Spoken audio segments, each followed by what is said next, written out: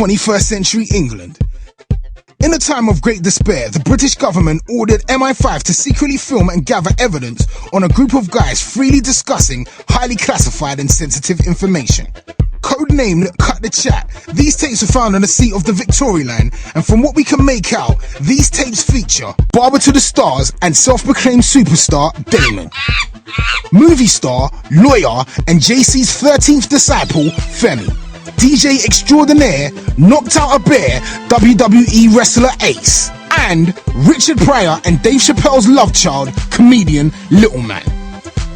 Be warned, these tapes are the properties of the United Kingdom government. Unauthorized viewings of these tapes will be considered as high treason and a minimum penalty of 5 years imprisonment. Welcome to another episode of Cut the Chat. What's cracking, Ace?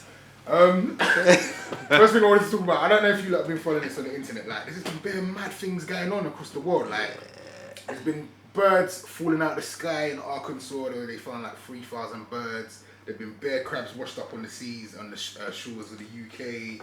There's been like millions of fish found dead, and I know like Femi is the closest person to the Almighty here, so I just wanted to find out if like are these messages from God? Are these the end times, brother? Do you know what? These things happen for several reasons. Obviously, you can say it's the end times, but people have been saying it's been the end times like, for years. Do you know what I mean? And it's not really about. It's not. You can relate it to religion if you want to, but.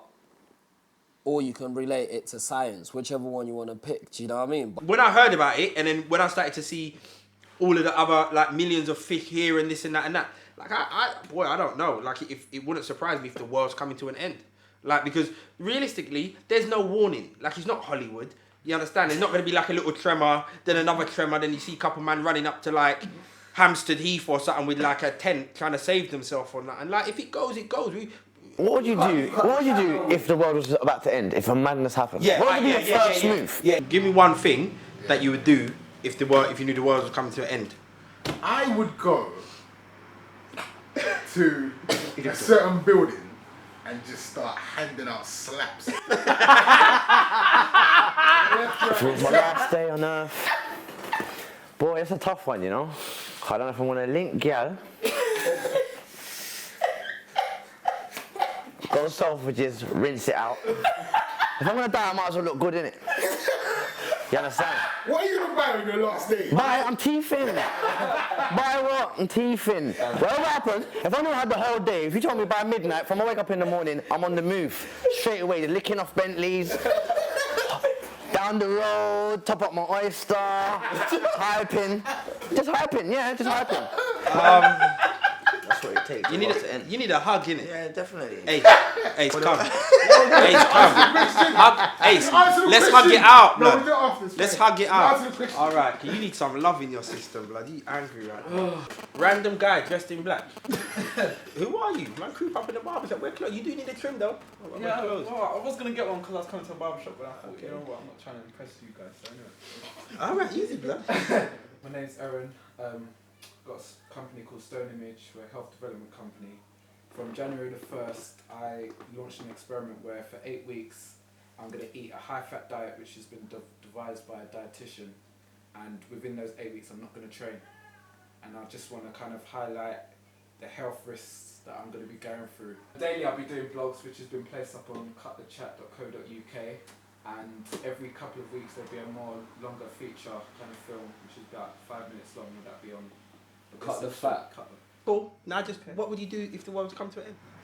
Well, I believe that the powers that be will know that the world's about to end, and I think they've got a plan where certain people will either go to another place or they've got some refuge somewhere, and my aim would be to get to that refuge. But I reckon too many movies, bruvs. Illuminati DVDs. Yeah, but what I'm saying is, what do you mean the powers that be would know where? They don't put those films out for no reason. You're saying that Barack Obama or David Cameron and them man there, they know when the world's gonna come to an end. They're gonna. Well, you don't believe they know more than you? I believe they know more than me. They don't know when the world's gonna end. I understand what you're saying. If the world's coming to an end, like, but you're talking on a meteoric level or something like that, they will know before that us, and they probably won't tell us. Yeah. I understand that. So what you're saying, Where are they going? If that happens, where are they going? No, obviously they're gonna round up like the most important of the point. I'm not talking scholars. I'm talking like X amount of men, X amount of women to continue the race if they survive. If Obama's watching, they need DJs in the new world. DJs make everyone happy. No, wait, but you can't play out unless you got a trim. So. Yeah, well, we need barbers as well. Yeah. You notice how we skip the comedian. What about hype man?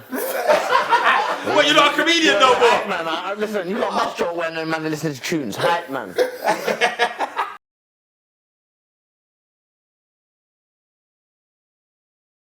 Magically, we've got Ed Sheeran in the house. What's up, what's up, what's up, what's up, what's up? For those that don't know who this wonderful young man with the messy, intentionally messy hair is, he's the latest addition to, Warner Music. Yeah. Warner Asylum, right? Yeah, Asylum Atlantic, yeah. Yeah, just recently signed. Last night, man. Big deal. It was How you nice. feeling? So yeah, weird.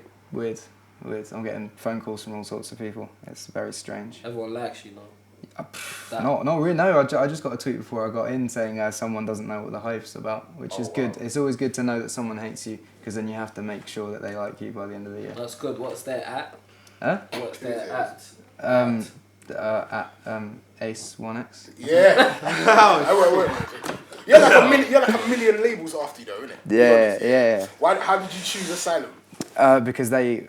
Can I swear on They this? offered a month's Yeah, you money. can swear. Yeah, no, they gave a shit before anyone else did. Everyone turned me down last year, and we didn't even go to Atlantic because basically I went to them about 4 years ago, and they took. Well, they didn't turn me down. They just said I wasn't ready yet, which was cool. But last year we went to everyone, and they didn't.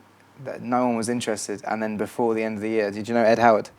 Yeah. I just met him in Yo-Yo's, and he took me back to his house. Didn't even know he was at A&R. Took me back to his house to have pasta with his wife, and he was just like, play me your songs, man. And I didn't know he was in A&R, and I was like, this guy's sick, cool. And I played him all my work, and then the next day my manager got an email saying, yeah, this dude's into your stuff. And so we basically just started hanging out from there, and then he was saying how he wants the album to sound, which is pretty much exactly how I wanted it to sound. And then the Collabs EP came out, everyone made offers, and one label said, we will make you an offer you can't refuse. Gave it to me, and I said, I can refuse that, because Asylum are the family, so I'm now with Atlantic. Was that a lot of money that you turned down, though? It was more money than you're getting at Asylum? A lot more. But it's not the care and the vision. And money doesn't mean anything if you haven't, like, basically when a label are going to give you a lot of money, I'd rather sell a lot of records and make more money than just get a lot of money and then be dropped. I'm just surprised that I got a call today from an LA number, and I picked it up, and it was like, hey Ed, it's Elton, just heard the EP, it's nuts, I think Devlin's really talented. Elton John. Elton, what? Elton that used to live in Hackney, that's... Yeah. That Elton. Nah, it was nuts, like I couldn't, like I thought it was my mate taking the piss, and he was like, Ed, it's Elton, I was like, oh, what's going on? And then he's kind of saying, yeah, I really like the EP, man. Devlin's a really talented guy. I think we should meet up next week for dinner and shit like that. I'm back in England, and I was kind of like, all right, cool, yeah, safe, wicked. Is that your phone? Little man, grab that phone. You're gonna get that number. Elton, you look like you need a trim. You play the guitar and you sing. Do you know what I mean? Has it always been urban music for you? Have you always been very interested in that? Yeah. And what kind of box would you put yourself in? I know you don't like to be put in boxes, but what would you say for anyone that hasn't heard Ed Sheeran? Well, I'd just put myself in a Damien Rice sort of box if I was going to do it plainly like that, because that's what the album's going to sound like. Okay. But it's going to sound like Damien Rice mixed with Reasonable Doubt. I've got an SP12 drum machine, and we're just going to make old school hip hop, but sing love songs over it. So you said you came at 16. Came down to London. Like, where were you staying? I've been on sofas for a while now, a long time, and I think I'm going to stay on sofas as well. I think it humbles me. Really? Yeah. Even with this big record deal? Yeah. Yeah. I'm gonna. Okay. How big is big? He's got a big record. He's with a major. He's like basically no. He's one of the biggest signings that's gonna happen this year. All right, listen to what I'm saying. Listen to what I'm saying, rude boy. Like, we don't do this all the time. Innit? We got a sofa downstairs. Like, there's a room. I just put a shower in there. So we got a hairdresser, but clearly he's bringing in more money than me. You're very humble. We see that. Like, thank you. Thank you. Like, Can we just see how man's living? Like this is how he turned up today. Humble. That's how he's living, like what that. I'm Not messing around. Just what did you come here? What did you say when you came here? You might not want to expose that. I need to sort myself out because I didn't sleep and I haven't showered. Yeah, like. What I'm saying, I know certain man before they even got signed got the Gucci, Range Rover, 5 girls coming with them, PAs. Yeah, man. Trust me. The first time I recognised like your talent was your A64, your F64 on FPTV. How much do you owe to that for like Everything. Everything. Everything. There's nothing I can think. Like I was basically like the same as I am now, living on sofas, but playing the same gigs, and I was living with 2 people that like to drink a lot and eat a lot of pizzas and stuff. So basically, my life revolved around waking up at 4 o'clock in the afternoon, going to play a gig, coming back, getting fucked, going to sleep, repeating, and that was about 6 months. Six months of that, and basically SB kind of came at the right time. I've been doing 6 months of that, just like really kind of. I just left my old management, and there was no chance of anything, and I was just sort of chilling, just doing everything, and then he tweeted something that my mate retweeted, like, what shall I film, shall I go and watch today? And I was just like, fuck this, watch Precious.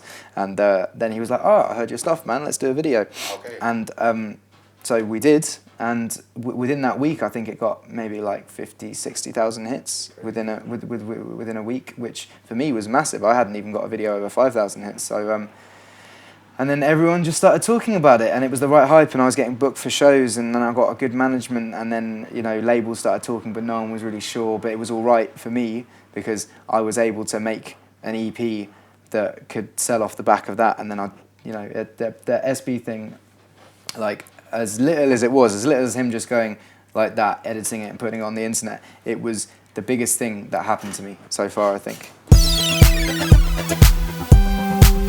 I keep my hopes and dreams inside of you amongst the other things. My mother seemed to never see the bruises that I'm covering. Never be known as my government name. My foster home is where I've been placed away from the pain. And now you sit before me with a folder holding my story. You're my savior with nothing on me but power and glory. And surely you'll never ignore me, cause when the call came, the court date was made to disappear for me. You think you understand me, but never what I went through. But you were never meant to, I won't hold it against you. I take a ballpoint pen to play dot to dot with the cigarette butt etched in my forearms. Forget me not, never let me stop. You'll just sit and watch. It's your job to be patient, so you'll let me off. So come with me, take a walk on the wild side and see life in a day through a child's eyes. And these dreams are all I have to hold me